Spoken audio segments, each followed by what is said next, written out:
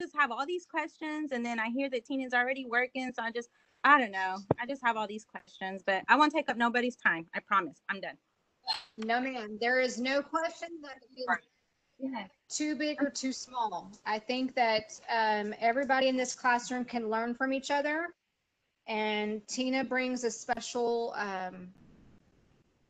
part on that as well. I mean, I can tell you everything in the last 20 years that I've done.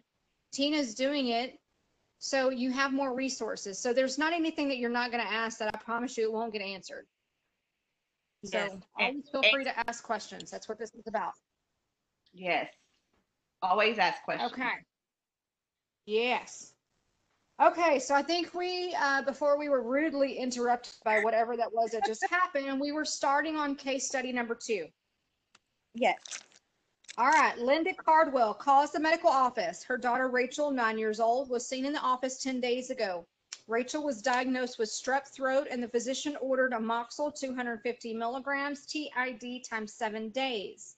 Miss Cardwell says that after 3 days of taking the medication, Rachel was much better, so she stopped giving her the Amoxil because it was causing her to have diarrhea.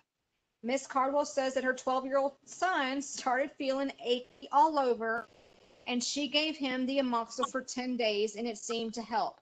She also says that her husband started complaining of sinus problems, so she also gave him the Amoxil for 10 days. Miss Caldwell says that now Rachel's throat is hurting again, and she has a fever. She wants to know whether Rachel has developed another case of strep throat. Miss Cardwell says she does not know what to do because she does not have any Amoxil left to give Rachel. So this is a very common case study. So let's start, medical assistants. What would we do? I think one thing. I think that the first thing that we should do is address that she shouldn't have given any medication to the rest of the family. Yes. Miss Yes, yes, April? yes.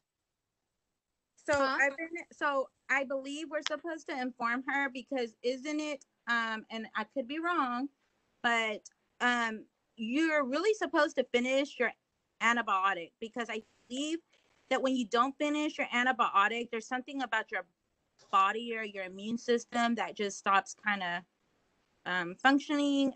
I don't know how to You can explain. get the infection again as well. Yes, of course. Um, Right. but Yep. there's something that you're not supposed to stop taking your antibiotics because the next time that I guess when you stop taking it, it'll eventually stop working on your body because you're not completely finishing it. That's right. All right. So very good. So you ladies are on point with this case study.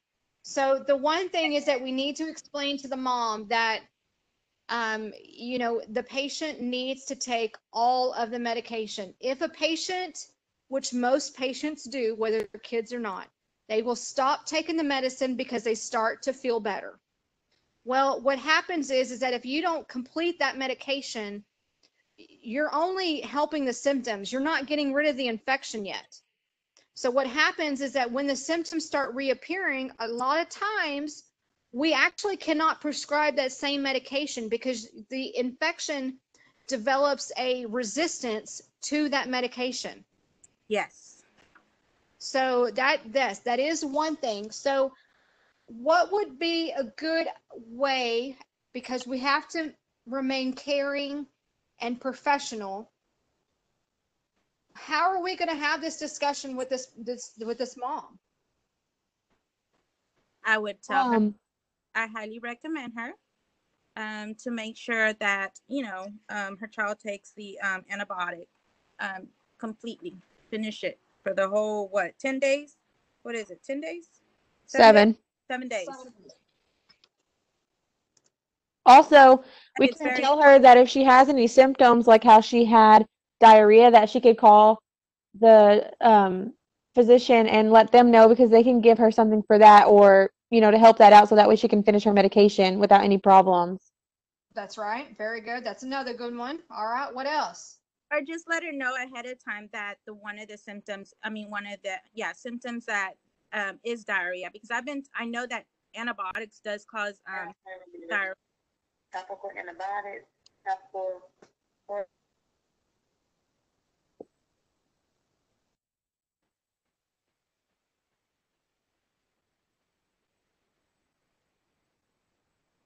she go on mute?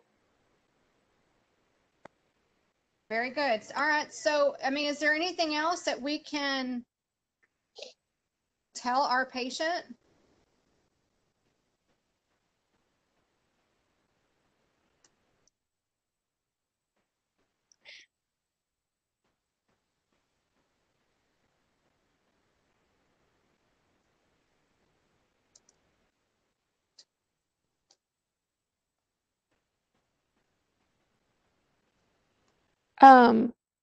We could tell her that she probably has she has a she has strep throat again because she didn't finish her medication.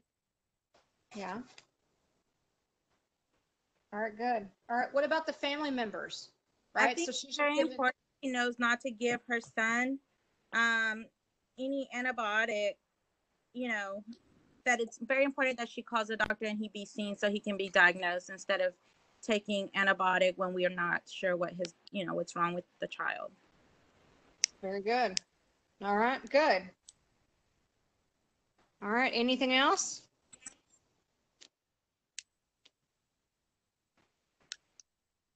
We should document it.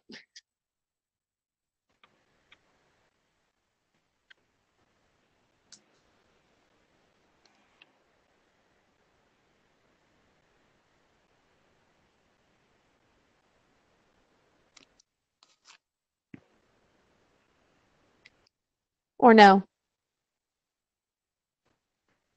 What was that, Alicia?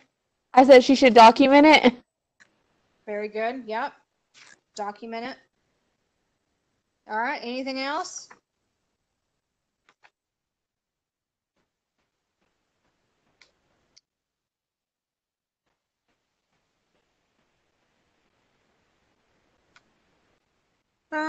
We can suggest that she make another appointment for her daughter since she I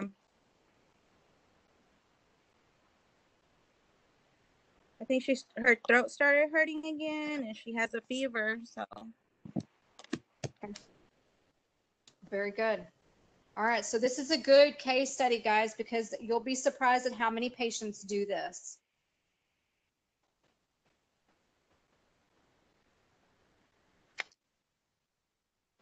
All right. Factors affecting drug action, therapeutic effect. Let's see here. Tina, can you go ahead and read the first paragraph under therapeutic effect, please? Effect. Each drug has an intended therapeutic effect. The reason the patient takes the medication. Certain factors affect the therapeutic action of drugs in the body, causing patients to respond differently to the same drug.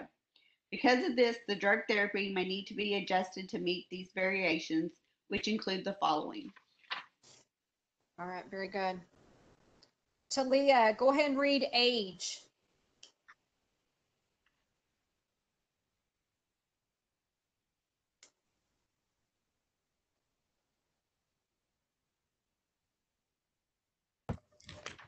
Children and the elderly tend to respond more strongly to drugs than young and middle-aged adults. The physician may calculate small doses for very young and generic patients. Very good. All right, ladies, you're going to highlight that first sentence for age. Alicia, go ahead and read route of administration. Medications administered by different routes are absorbed at different rates. Drugs administered orally are absorbed slowly because they must be digested first. Parenterally administered drugs are absorbed more quickly than orally administered drugs because they are injected directly into the body. Very good. Nancy, go ahead and read size. the patient's body size has an effect on drug action. A thin individual may require a smaller quantity of drug, and an obese individual may require more. All right, very good. All right, so in my medical career, I have had patients tell me, oh, well, that drug doesn't do anything for me. I need you to give me more. I have a high tolerance.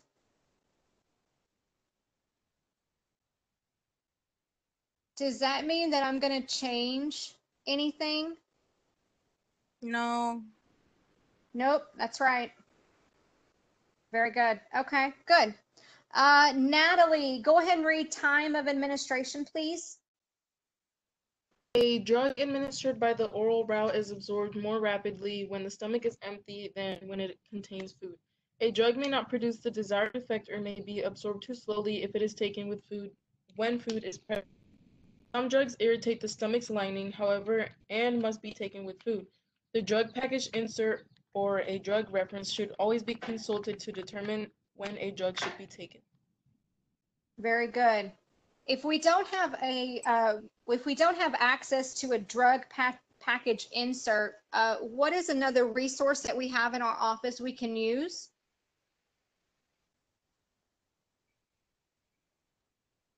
We went over it just a little bit ago. The PDR? That's right. That's right, a PDR. Very good.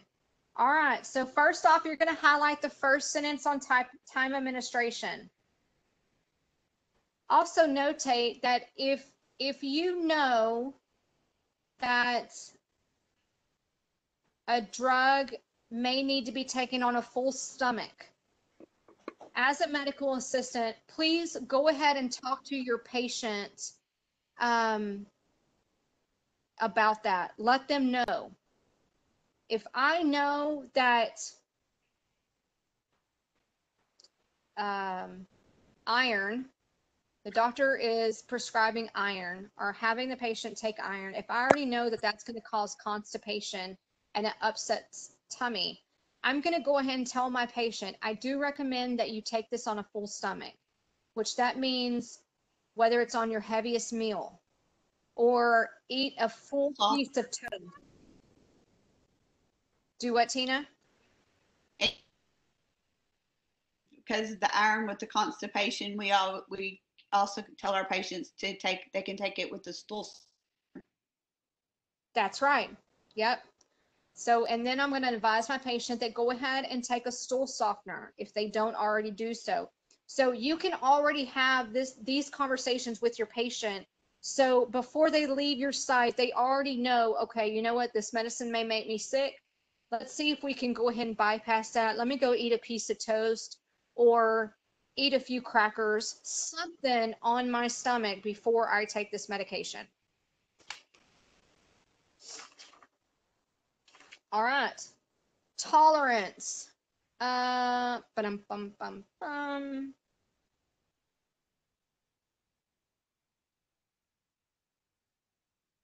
Tina, go ahead and read tolerance, please.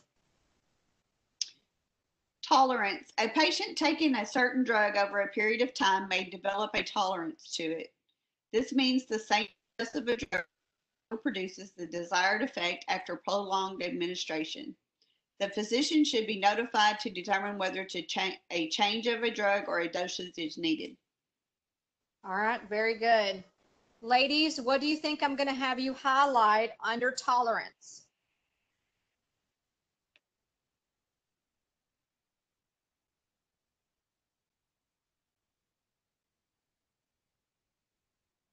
I think we should highlight the first and the last sentence.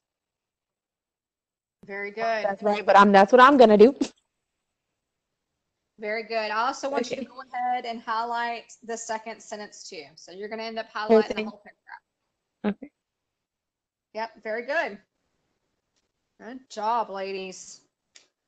All right, undesirable effects of drugs. Talia, can you go ahead and read that itty bitty paragraph?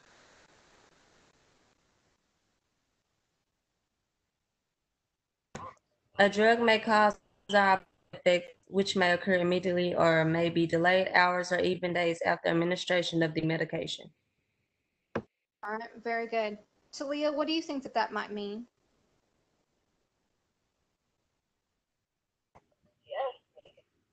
Let's see.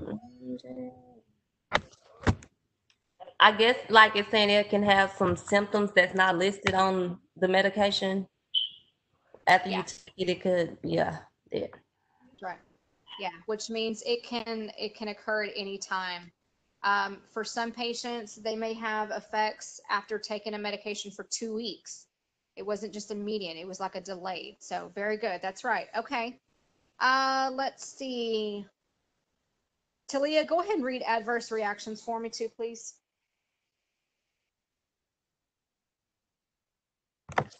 Most drugs produce unattended and undesirable effects known as adverse reactions. Adverse reactions are secondary effects that occur along with the therapeutic effects of the drug.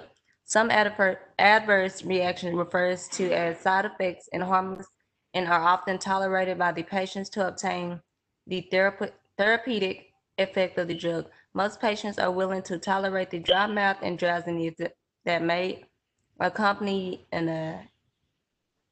I don't know what that is. Antihistamine.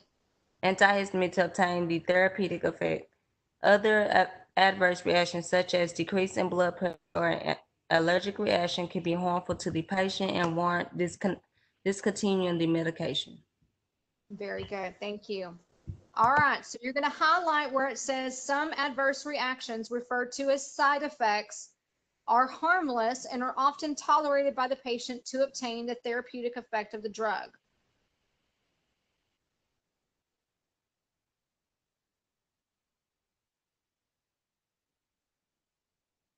Okay, so can anybody give me an example of what this may look like?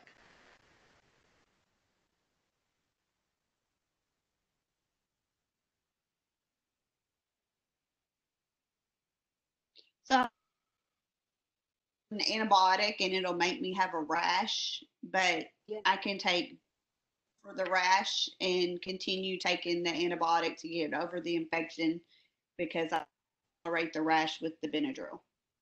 Very good. Very good. All right. Any other ideas or examples? You can have nausea. Yep. Yep. A lot of patients, they, nausea is not such a big thing. They could take something for that. And that way they can still be able to take their medication because the bigger picture is more important than some of these little symptoms. So you will come across this. Now, the one thing I want to say about adverse reactions is sometimes, let's say for an example, Tina, you brought up an antibiotic. Okay, I'm allergic to amoxicillin and sulfur. All right, now, if you find out that a patient, what they're allergic to, the one question that you need to already be prepared to ask them is what happened when you took that medication? Okay, for me, I developed a rash. Okay, for Jane Doe, it may have just caused her an upset stomach. Well, if you come into your doctor and you have some type of an illness and amoxicillin is the best drug possible, you may find that some doctors will still go ahead and prescribe that medication because the side effect that they occurred wasn't that bad and it may be tolerated. Another thing that can happen is if a patient does continue to take a medication, like Tina, you said rash. Okay, well, a rash for some people, that's not a big deal. But if this patient has to keep taking this medication, right, and they keep getting the rash, then over time, it is going to become a really, really big deal because now they've got a massive dose of that medicine in their body and their body's just going to go haywire.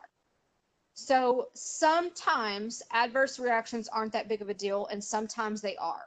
So always make sure that if your patient says, I can't take this, go ahead and ask them what happens when they took it, because it could obviously be that it wasn't an allergy, or maybe it was. Okay, does that make sense? Yeah, I like a couple months ago, I got my wisdom teeth taken out, and so they gave me amoxicillin. And then a couple like weeks after I was finished taking it, I got a rash like on my neck area, and so I went to the dermatologist because I didn't put two and two together. And he was like, yeah, it's probably from your amoxicillin. He was like, but don't stop taking it. You'll be fine. He was like, you're not like deathly allergic or anything.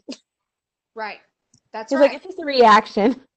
It is. It is. And unfortunately, it's a really common reaction. And that's why a lot of doctors are like, you know what, it's really not that big of a deal. Now, in some cases, it is a really big deal. Like if it was a rash all over your body, that's a huge deal. But this is just a very short time that you have to take that medication. And in order to get that desired effect, yeah, that's all right. Not a big deal. All right. Very good. Whenever the patient fills out their medical history form, I always do this every time when they finish their paperwork, no matter what. I ask them, are you allergic to any drugs or medications? Because they'll go, oh, did I not put that on there? Or, oh, I forgot. Yeah, I'm allergic to this. Even though they left it blank or didn't, I always make sure to ask that because people always forget to fill that part of the Yes. medical history. Yep. That's right. All right, drug interactions. When certain medications are used at the same time, drug interactions may produce undesirable effects. The medical assistant should inquire about other medications the patient is taking and document this in the patient's medical record for review by the physician. So same thing, that's where the important of, do you take anything for allergy? Are you taking Tylenol? What diet are you following? Do you take any herbal supplements? Are you taking any weight loss products? I mean, anything that patient takes must be documented because it could interact with another medication. All right, very good. Allergic drug reaction. The patient may exhibit an allergic reaction to a drug. This reaction is usually mild and takes the form of rash, rhinitis, or pruritus. Occasionally, a patient has a severe allergic reaction that occurs suddenly or immediately. This is known as anaphylactic reaction. An anaphylactic reaction is the least common, but the most serious type of allergic reaction. Symptoms begin with sneezing, urticaria, also known as hives, itching, erythema, angioedema, or disorientation. Highlight those two sentences. Arrhythmia is reddening of the skin caused by dilation of superficial blood vessels in the skin. Angioedema is a localized urticaria of the deeper tissues of the body.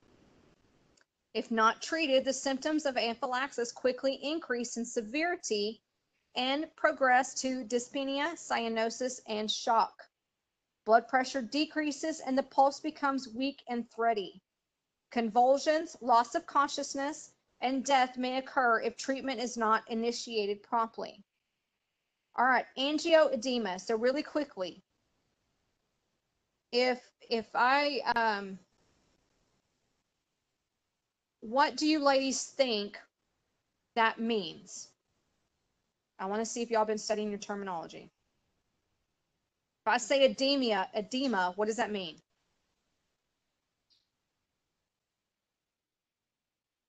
One more time, Tina, what was that?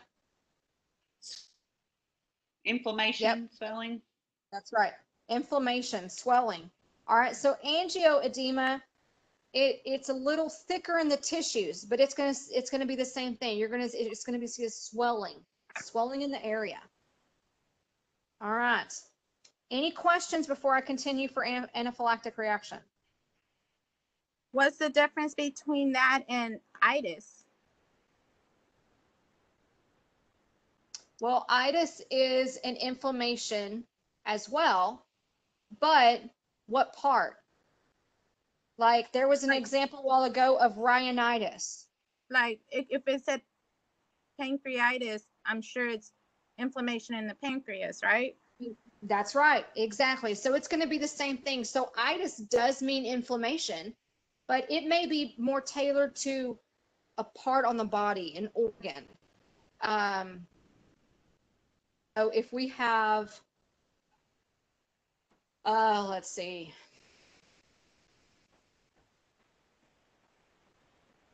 Like a way to if you get stung by a wasp and your hand swells up really huge, that's the swelling that angioedema is talking about. Got Like it. Okay. Yeah. Makes a lot of sense. Yep.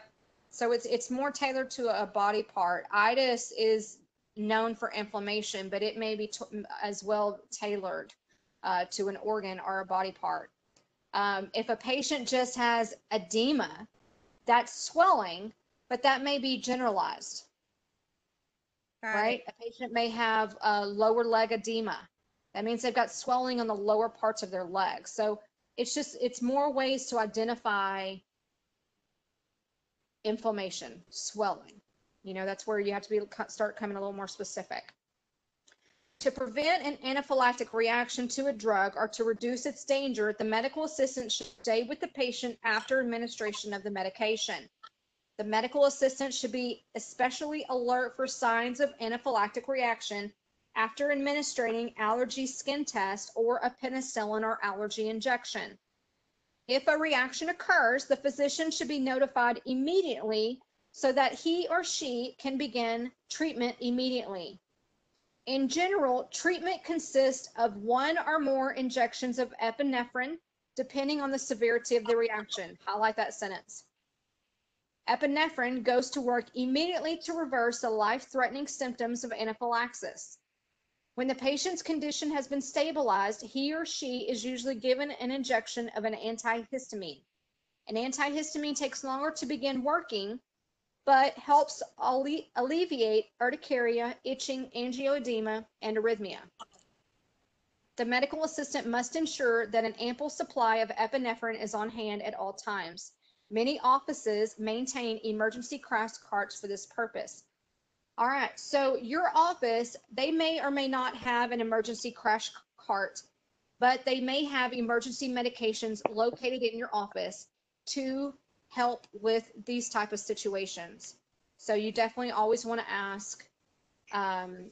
Another name for epinephrine you may know of is an EpiPen. Some patients with severe allergies or have, like if you're severely allergic to peanuts, they may have EpiPens on them. So if they encounter that ingredient, they already have a treatment. All right, any questions? All right, you ladies are doing really, really good. We're almost done, and we're about to get into even more funner parts, okay?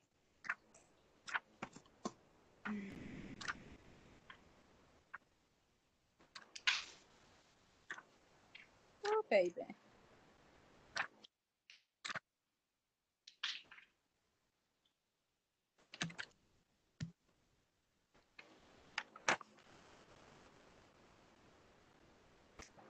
All right. Idiosyncratic reaction is an abnormal or peculiar response to a drug that is unexplained or unpredictable.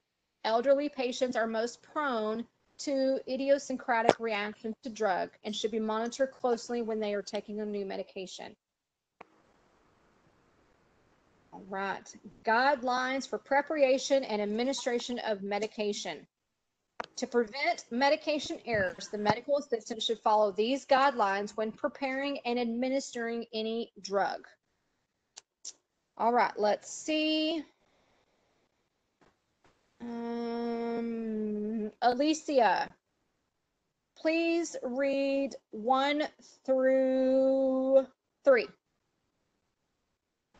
Number 1, work in a quiet, well-lit atmosphere that is free of distractions. Number 2, always ask if you have a question about the medication order. And number 3, know the drug to be given. Very good. All right, Nancy, 4, 5, and 6. Select the proper drug. Check the label of the medication 3 times as it is taken from its storage location, before preparing the medication and after preparing the medication. Do not use a drug if the label is missing or is difficult to read. Do not use a drug if the color has changed, if a precipitate has formed or if it has an unusual odor. And number 6, check the expiration date before preparing the drug for administration. Very good. All right, on number 4, I want you to highlight where it says check the label of the medication 3 times. On 6, highlight check the expiration date. Natalie, please read 7, 8, and 9.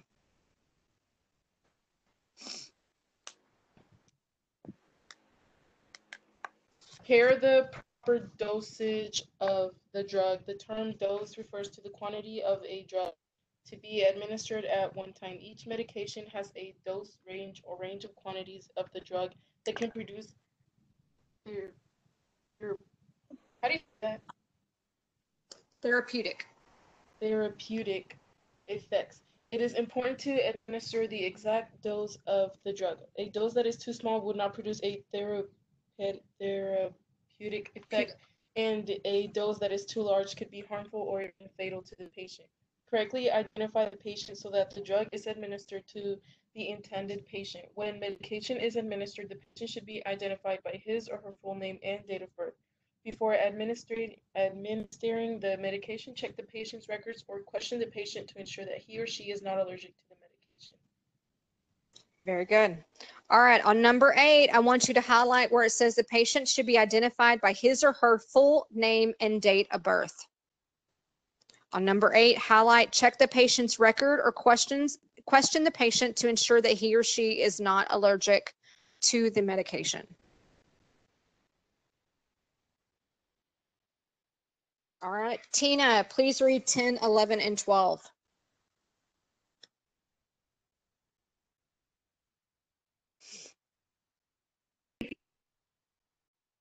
Determine the appropriate route and site at which to administer the injection. The route and site are dictated by the type of injection being given. An allergy injection is given by the subcutaneous route, and an antibiotic injection is given by the intramuscular route.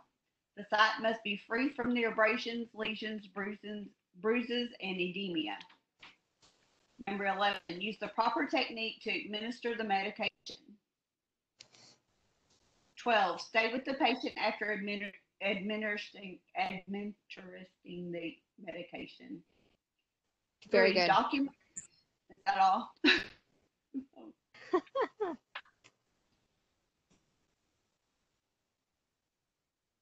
Okay, very good.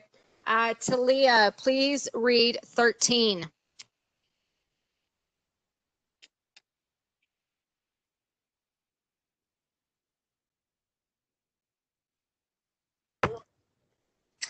Document information properly in the patient's medical record immediately after administering the drug. If used PRP includes the date and time of the name, the medication, the manufacturer, and the lot number. The dosage given, the route of administration, the site of administration, and any unusual observation of administration. And any unusual observation or patient reactions. Sign the record with your name and credentials. If you administer a medication that contains a fraction of a unit, place a 0 before the decimal point. Let me see. And a 0 should never be placed after a whole number. The decimal point may be overlooked and misread, resulting in a 10-fold overdose error. If using an EMR, document the name, the medication, the manufacturer, and lot number. The dosage given, the route of administration, and any unusual observation or patient reactions using the appropriate radio buttons, drop down menu in free text field. All right, very good.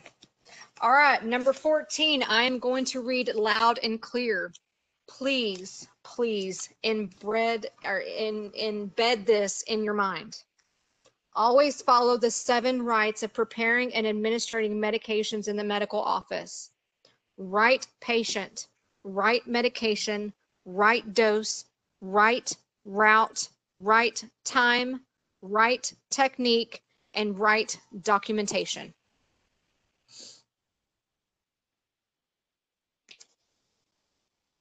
You will hear me say this many times when we get into the clinic.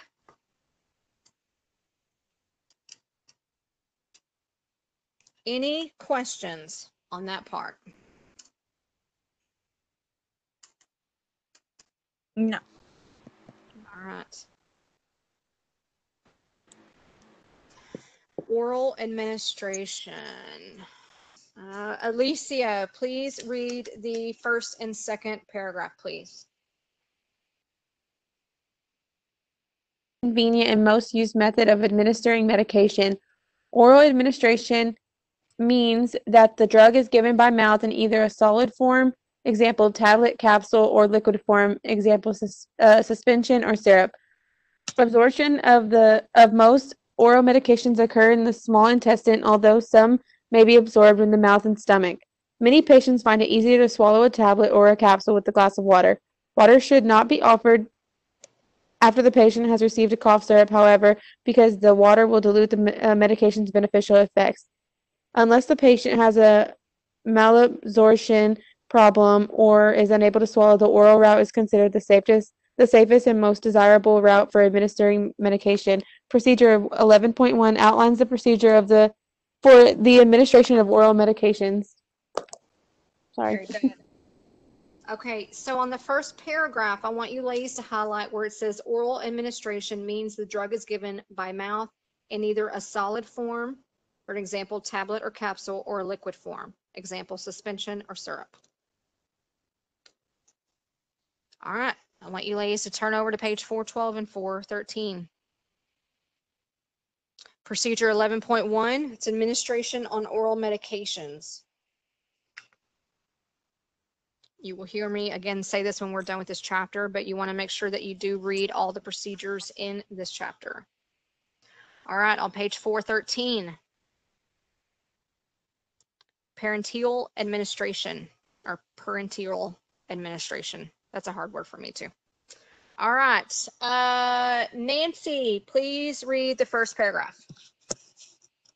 The parenteral route of a drug administration has several advantages.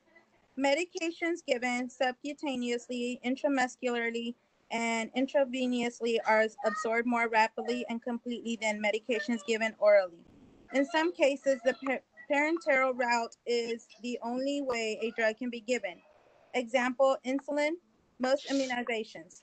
If the patient is unconscious or has a gastric disturbance, such as nausea or vomiting, the parenteral route may be used to administer medication.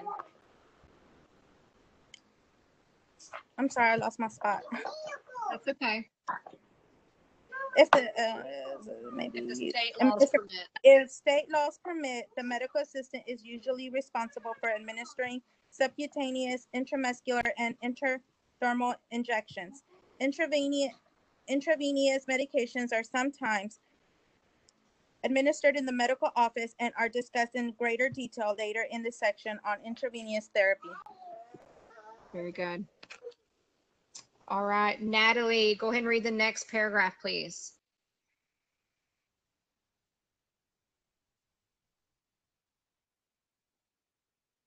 On which one? Page 413. It said the parental route, right? Yes. Okay.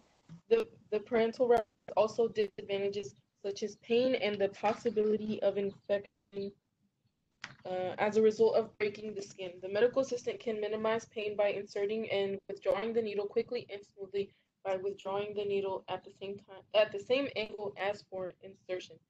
If injections are given repeatedly, example, allergic reactions, the sites should be rotated to prevent the overuse of one site, which may cause irritation and tissue damage. Rotating sites also allows for better absorption of the drug. Very good. All right. On the first paragraph, I want you ladies to highlight where it says medications are given subcutaneously, intramuscularly, and intravenously are absorbed more rapidly and completely than medications given orally. When documenting the administration of a medication in the patient's medical record, the medical assistant must include the site of the injection. For example, right upper arm, left dorsogluteal. This assists in proper site rotation for patients who receive repeated injections. In addition, the information provides a reference point should a problem arise with the injection site. Highlight that paragraph, please. Medical asepsis must be used when parenteral medications are administered. In addition, the needle and the inside of the syringe must remain sterile. These practices reduce the danger of microorganisms entering the patient's body during the administration of medication. The medical assistant must follow the Occupational Safety and Health Administration OSHA standard when administering medication as a means of protecting himself or herself from bloodborne pathogens. See Chapter 2. Procedure 11.2 describes how to prepare an injection. All right, fun part, fun part. All right, parts of a needle and syringe. Let's see here. Tina, go ahead and read the first paragraph, please.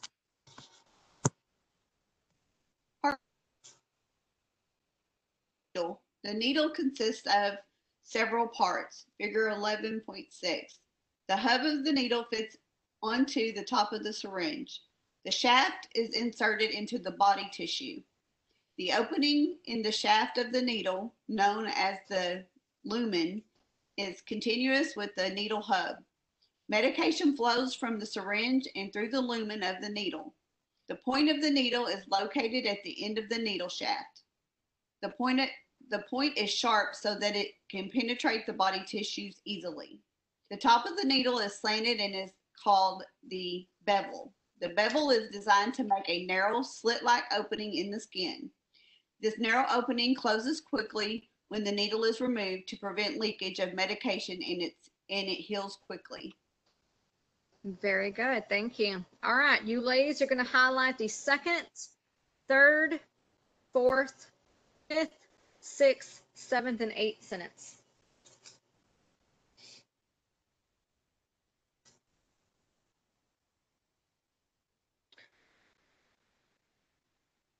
All right, so let's quickly take a look at figure 11.6. Diagram of a needle and a 3 milliliter syringe with parts identified. All right, so really quickly, if it's 3 milliliters, what is that equivalent to? Cease.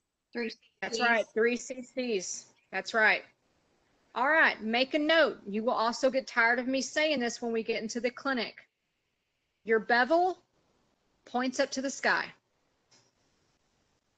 Again, your bevel points up to the sky, which means your bevel must be on top, the opening of the bevel, when you administer it into the patient's body. It must always be up, pointing up to the sky. All right, so you got your hub, you got your hilt, you got your lumen, point, bevel, shaft. That's on a needle. All right, on a syringe, you have your plunger. That's the part you're going to pull back and forth of the syringe. Flange. I like to also, you can call that your handle. You have your barrel. Just like with any barrel, you fill the medication up on the inside. And then you have your tip. Your tip connects to the hub. All right, and then it says measure dose here. So by looking at the syringe, how much medication did we just draw up? 1 milliliter. Yep, and that's also equivalent to? 1 cc. Yes. Yes. All right, very good.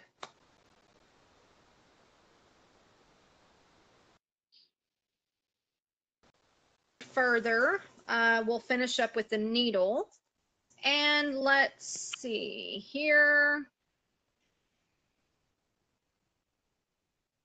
Alicia, please read the next paragraph under needle. It's the length of the needle, right? Yes, ma'am. Okay. The length of a needle ranges between 3/8 inch and 3 inches. The length used is based on the type of injection being given and the size of the patient. Refer to figure 11.7 for examples of various needle lengths. Stop. Sorry, my cats are being crazy. Okay. Okay.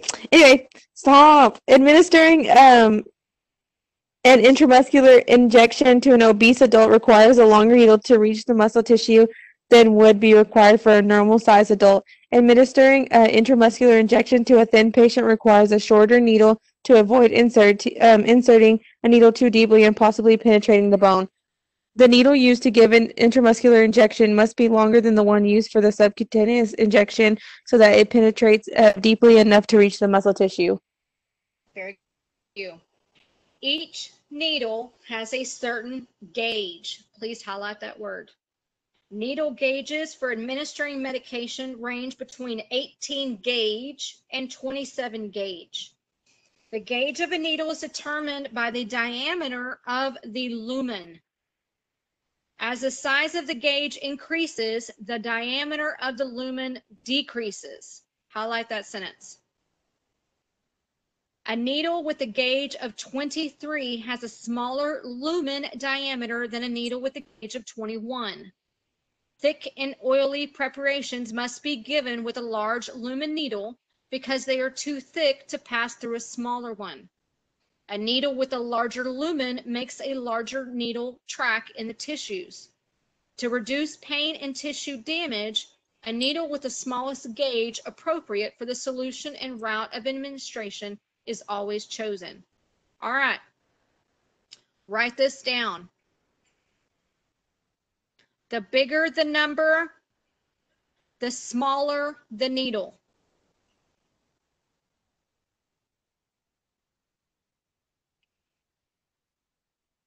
All right, now we're going to take a look at the figure 11.7. We have a 26 gauge, 27 gauge, 25 gauge, 22 gauge, and 21 gauge. Now, ladies, what did I just say about the gauges? The bigger, the smaller the needle. That's right. Now, which basically that means, so they're talking about the lumen, right? That's how we're measuring the gauge. So basically the way that I was taught, the bigger the number, the thinner width of the needle, which means the 21 gauge is a little bit thicker in width than the 26 gauge. Okay?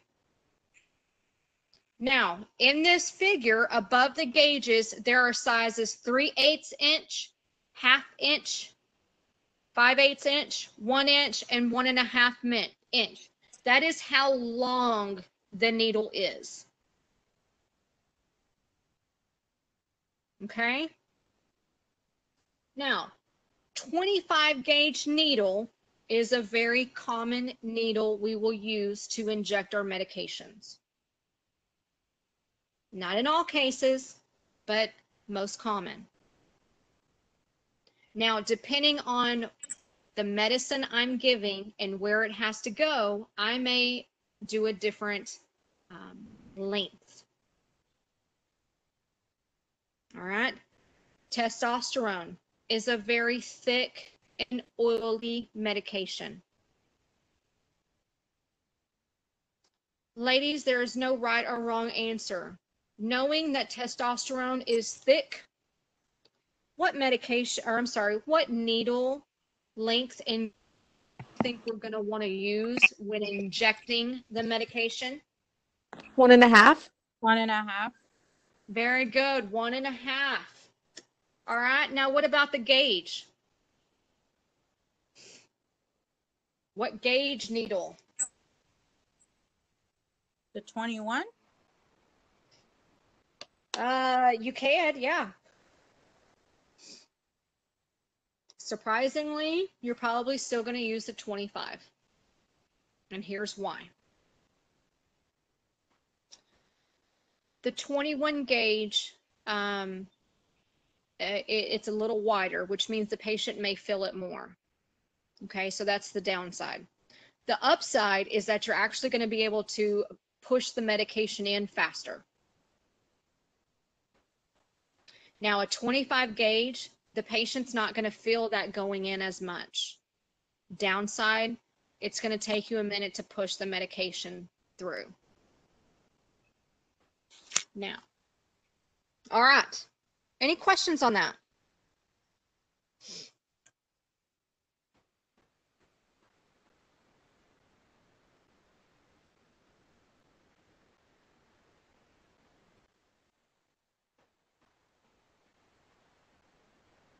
All right, very good. So now we are on to syringes. Really quickly, ladies, I want you to grab your baggie. You should have 2 syringes in your baggie. Miss Daniels, Yes, ma'am. Natalie sent a message. I just wanted to know if you saw it, so that way you can answer her. I see it now. Hold on.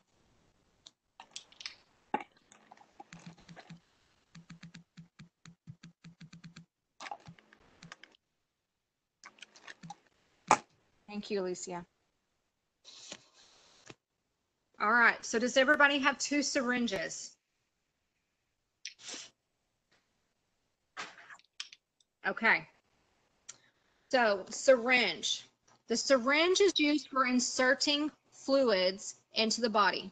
It is made of plastic and must be disposed after one use.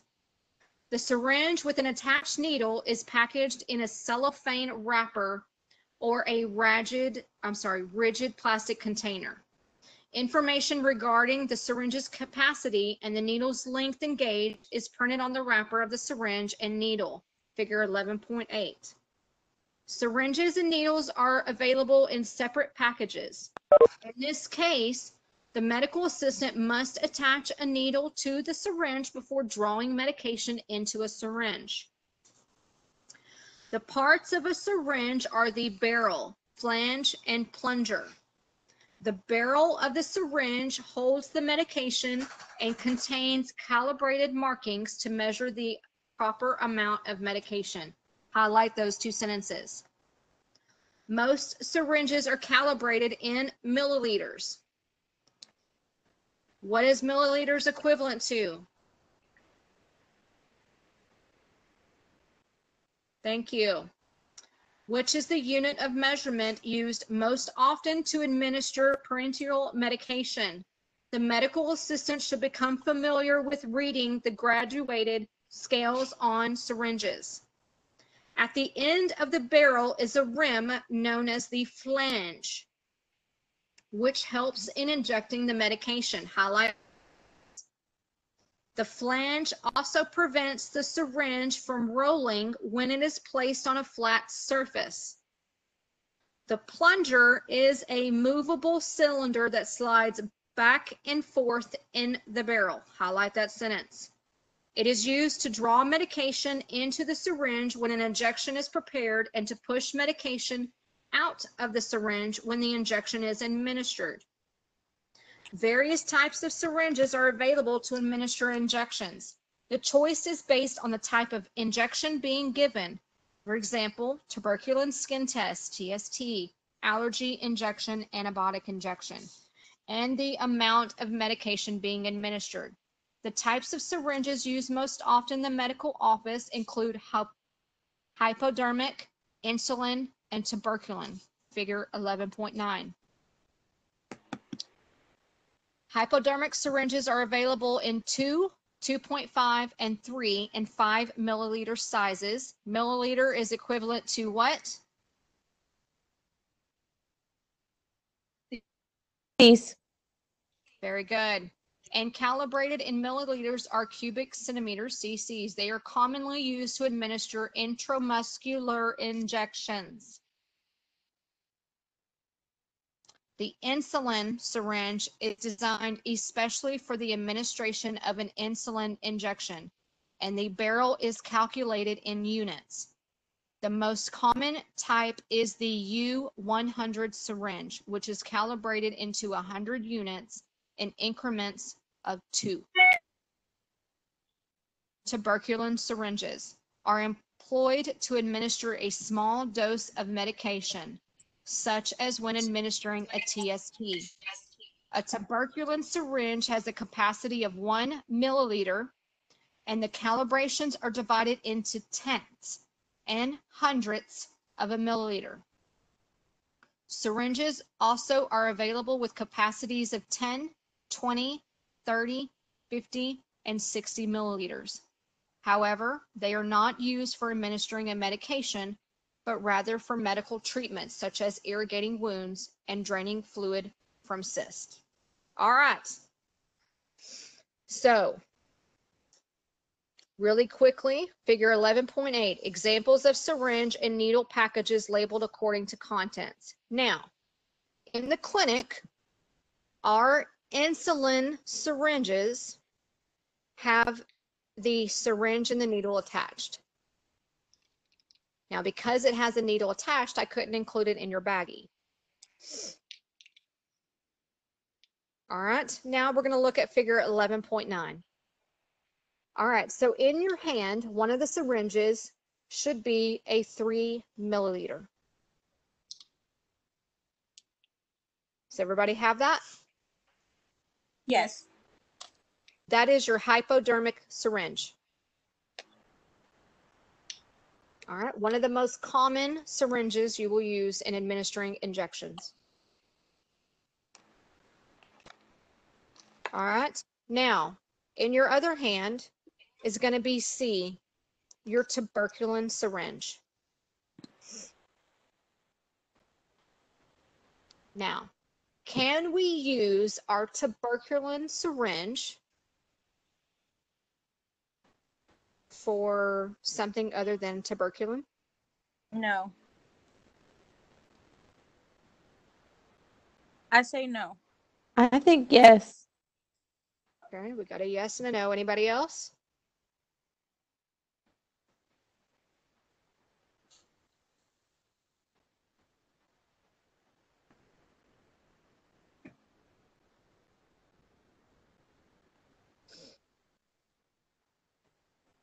Anybody else? There's no right or wrong because you're learning. That's what I'm asking these questions.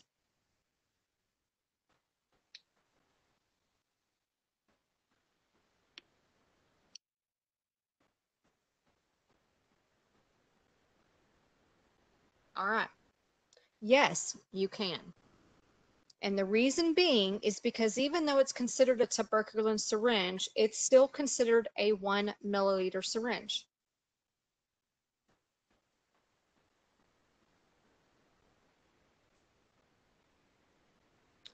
Now, the insulin syringe, which you ladies do not have, you will become familiar with it when we get into the clinic. It specifically is measured in units. It is not measured in milliliters. It is measured in units. Now, it's still, if you put insulin, if you measured up to 100 units, it's still equivalent to 1 milliliters. Now, if I'm administering insulin, why can't I just use tuberculin syringe? Hold on, Ms. Daniels. I might be a little confused here. Okay. So what you're saying is the syringe for the tuberculosis, we can also use it for the insulin? Well, we're not there yet. So what I'm saying is that you can use the tuberculin syringe for other things other than tuberculin. Oh, Okay. Okay.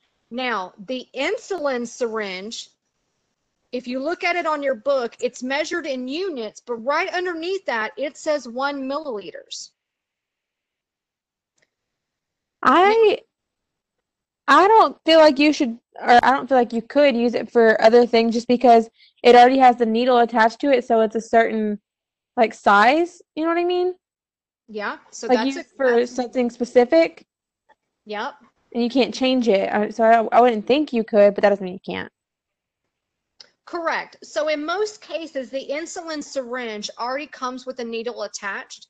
And the reason being is because a lot of times those same syringes are what we give our patients for at home insulin administration use. Some patients administer their own insulin injections, right?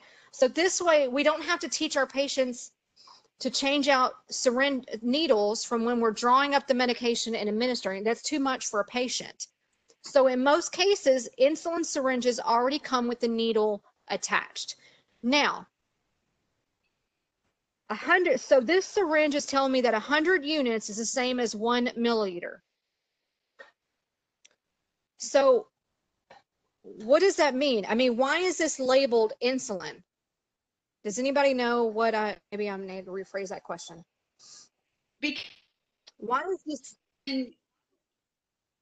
your insulin dosage is different. It's units. Than units. That's right. The reason that an insulin syringe is so different than the other is because insulin, when we prescribe insulin to our patients, it is measured in units. In units, yes. Not cc's, not anything else, is measured in units. So this syringe is specifically designed to measure that amount of medication. Okay, everybody, does anybody have any questions on that?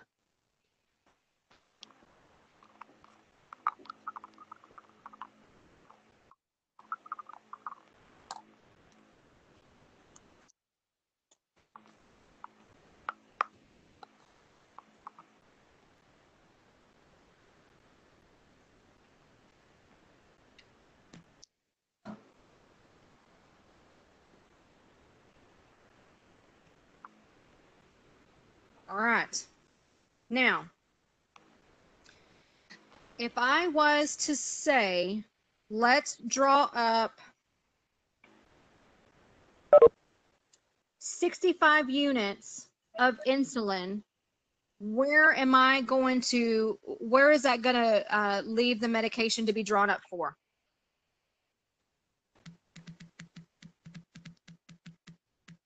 Again? So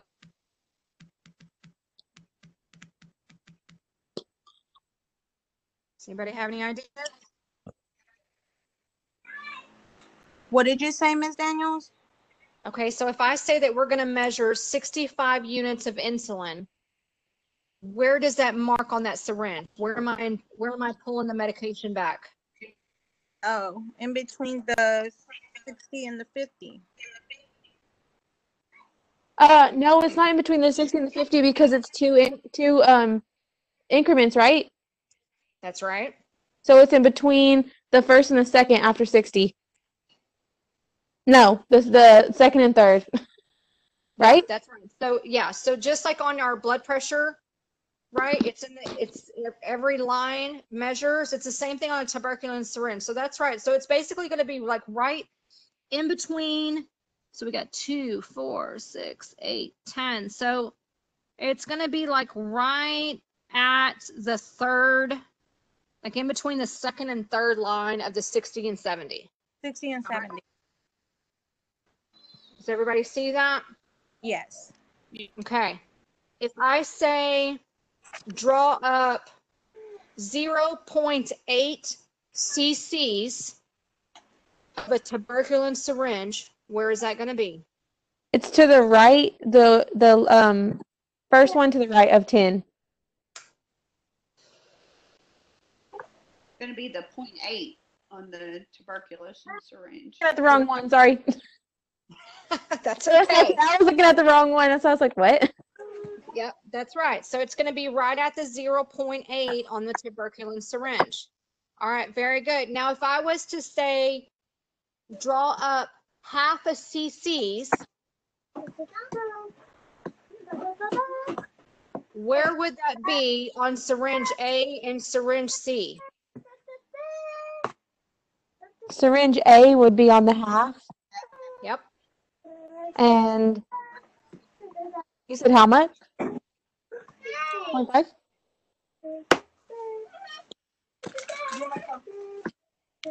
Yep. So that's right. So on syringe A, it's going to be to the half, and on syringe C, it's going to be the 0.5, right? Because C, the total volume of that syringe is 1 milliliters, which is the same as 1 cc. Half of that is 0.5. All right.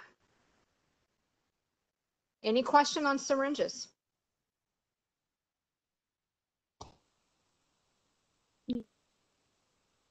Okay.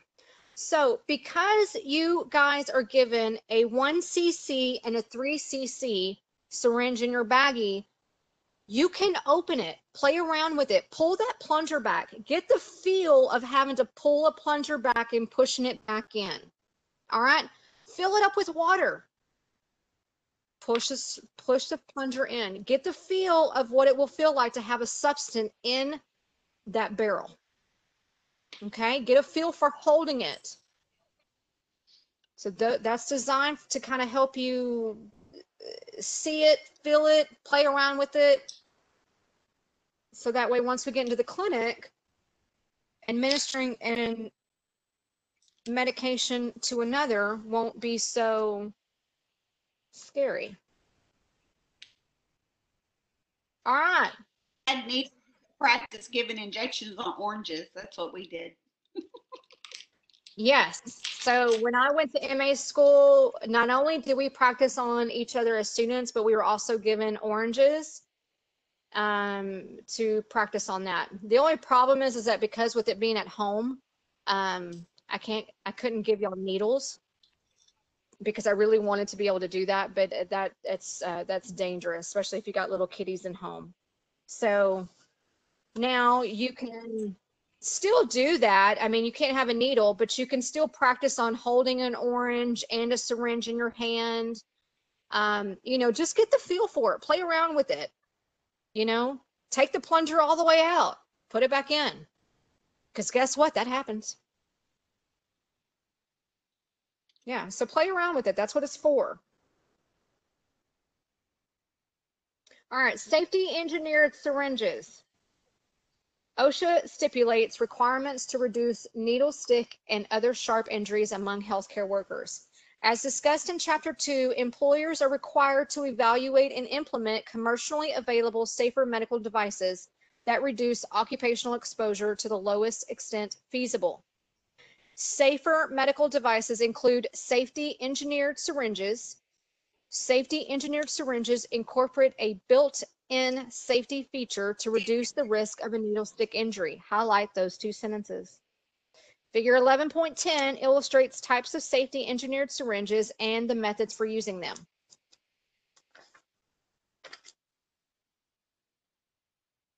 Preparation for parenteral medications. Medication used for injection is available in various types of dispensing units, vials, ampoules, and pre-filled syringes and cartridges. Page 416, vials. A vial is a closed glass or plastic container with a rubber stopper. A soft metal or plastic cap protects the rubber stopper and must be removed the first time the medication is used. Highlight that sentence. And this is the most common form you will withdraw medication in. An injectable medication may be available in a single dose vial, a multiple dose vial, or both. Highlight that sentence. A vial is labeled with specific information as illustrated in figure 11.12. Before the medication can be withdrawn, some vials require mixing. For an example, reconstituting a powdered drug, mixing a vial that separates on standing. Vials that require mixing should be rolled between the hands rather than shaken because shaking would cause the medications to foam, creating air bubbles that may enter the syringe when the medication is withdrawn. My biggest pet peeve. I do not like bubbles in my syringe. To remove medication from a vial, an amount of air exactly equal to the amount of liquid to be removed is injected into the vial. The air should be inserted above the fluid level to avoid creating bubbles in the medication. If air is not injected first, a partial vacuum is created and is difficult to remove the medication. During the withdrawal of medication, the needle opening should be inserted below the fluid level to prevent entrance of air bubbles. Please highlight all of that I just stated.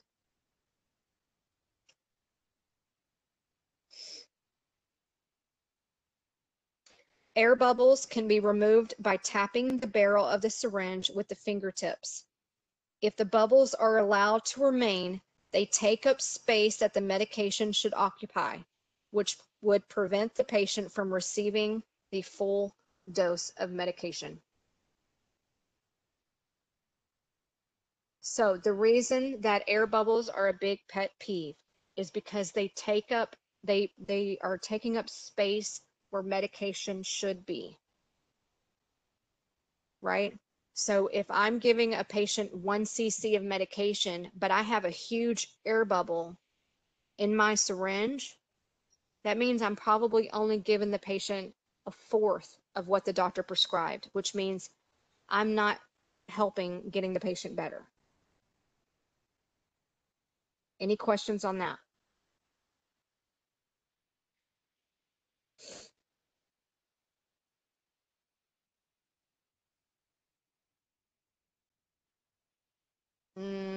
No needles. What do you mean? That was earlier. Oh, okay. All right. Right, Sorry, for some reason, I guess my chat's a little delayed on my phone, so bear with me. I try to see it as soon as it pops up. no worries. Okay. So before we go to ampoules, I want to look at figure 11.10. All right, guys, these are safety engineered syringes. Now, these are great devices and they really do their job, right? They're great on safety. I am not going to teach you on safety syringes. Why do you think that is?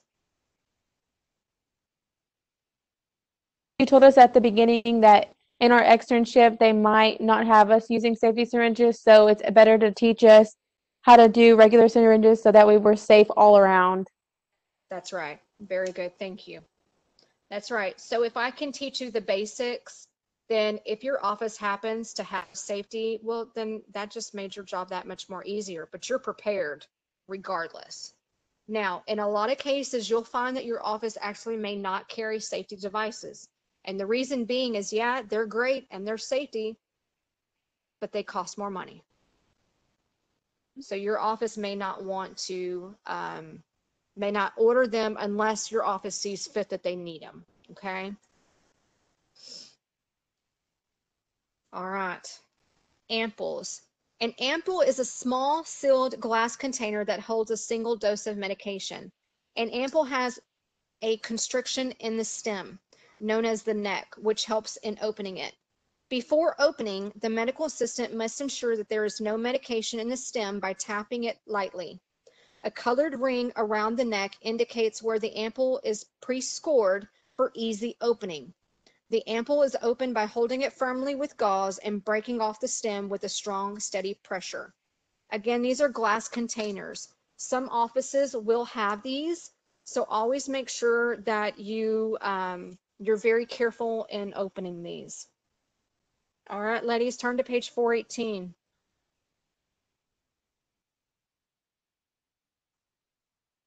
All right, really quickly, let's look at figure 11.11. All right, so we have a multiple dose vial. That's the one all the way to your left. A single dose vial. That's the one in the middle. And then, of course, the ampoule, which is the right. That is, and you can see it visually, it is glass. The medication's at the bottom. There's a little white line that tells you where you can, it's already scored. So that means it's going to break off easy, and that's where it's going to break off. All right, a hazard with medication in ampoules is a possibility of small glass particles getting into the ampoule as the stem is broken off. When the medication is withdrawn into the syringe, The glass particle also might be withdrawn. To prevent this problem, a needle with a filter should be used that filters out small glass particles. Figure 11.13. The needle opening is inserted into the base of the ampoule below the fluid level to withdraw medication. To prevent contamination, the needle should not be permitted to touch the outside of the ampoule. Air should never be injected into the ampoule because it could force out some of the medication.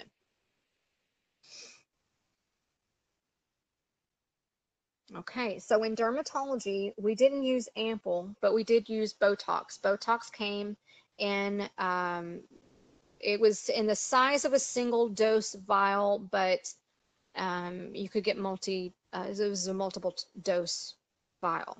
Okay, now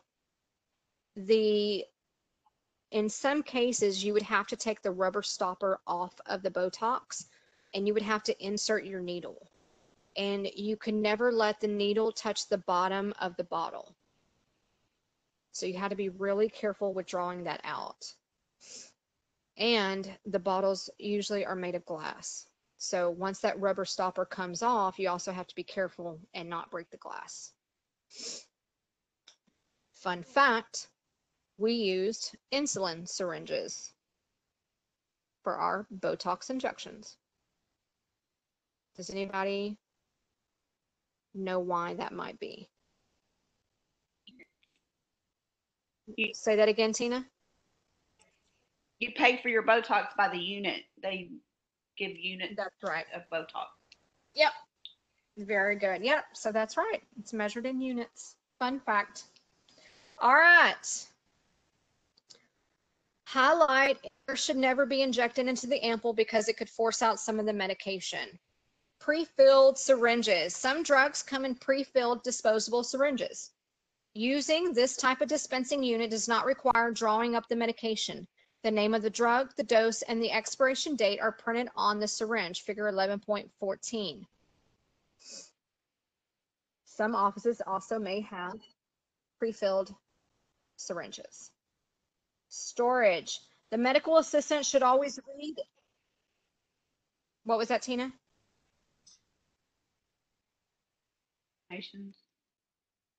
Yep.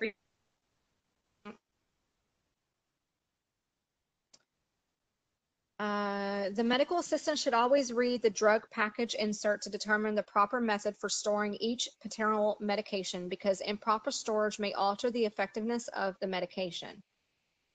All right, reconstitution of powdered drugs. Some parenteral medications are stable for only a short time in a liquid form. These medications are prepared and stored in powdered form and require the addition of a liquid before administration. The process of adding a liquid to a powdered drug is known as reconstitution. The liquid used to reconstitute a powdered drug is known as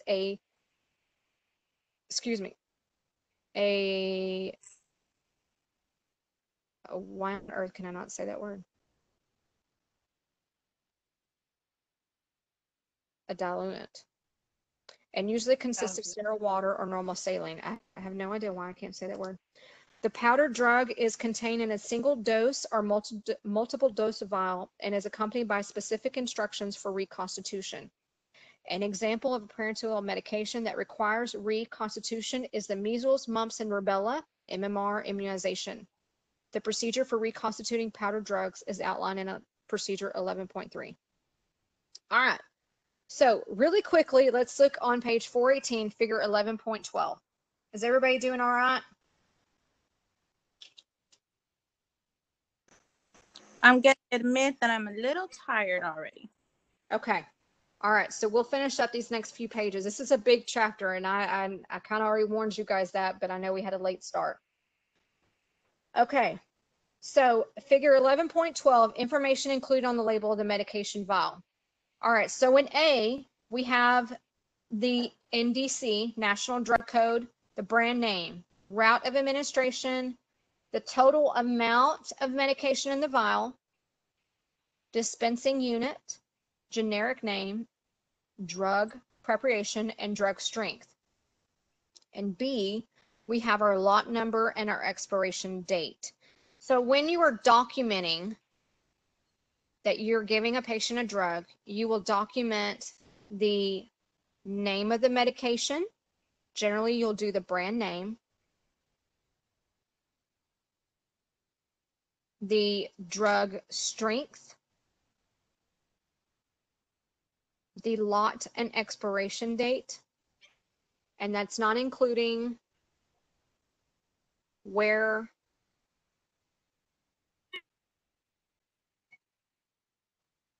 and any adverse reactions.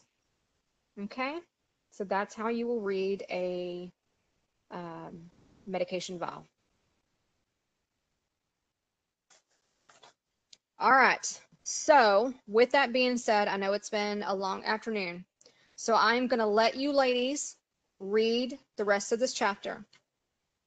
Please make sure you go over each figure, each procedure,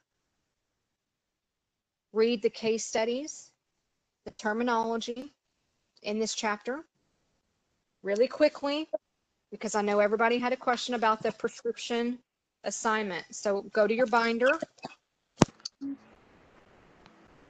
and look under your chapter 11 tab.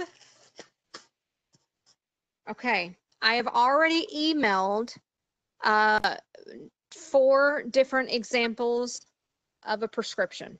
Okay, you're going to end up filling out or drawing 4 prescription pads. Okay, so 4 different prescriptions.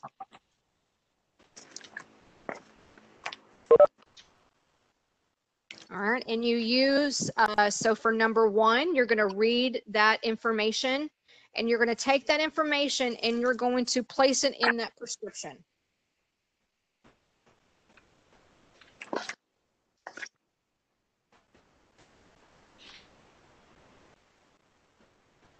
Any questions on that?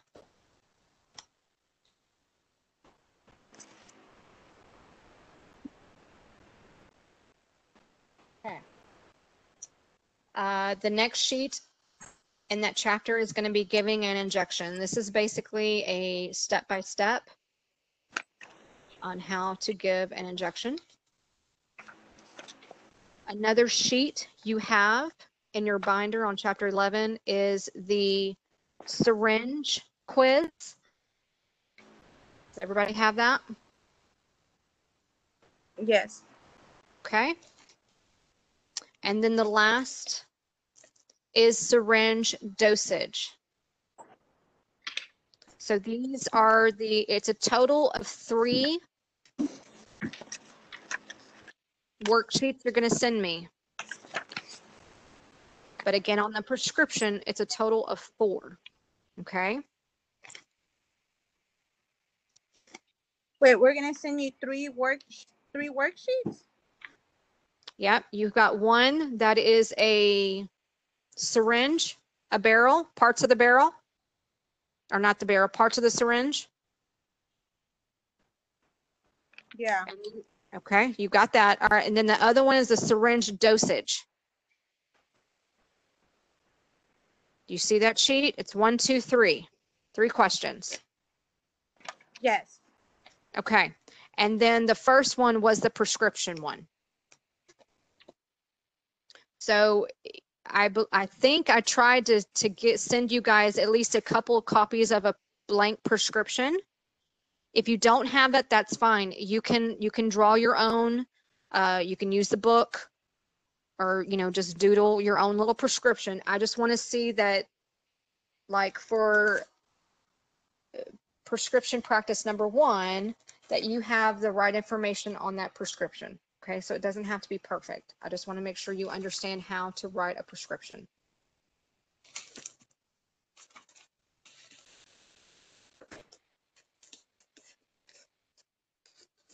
All right, any questions? All this stuff is due by 12 or 11:59?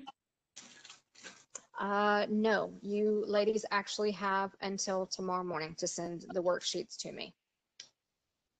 But the video evaluation and the prior knowledge is tonight, though, right? Correct. That's right. Okay. Online assignments are always due midnight the day of.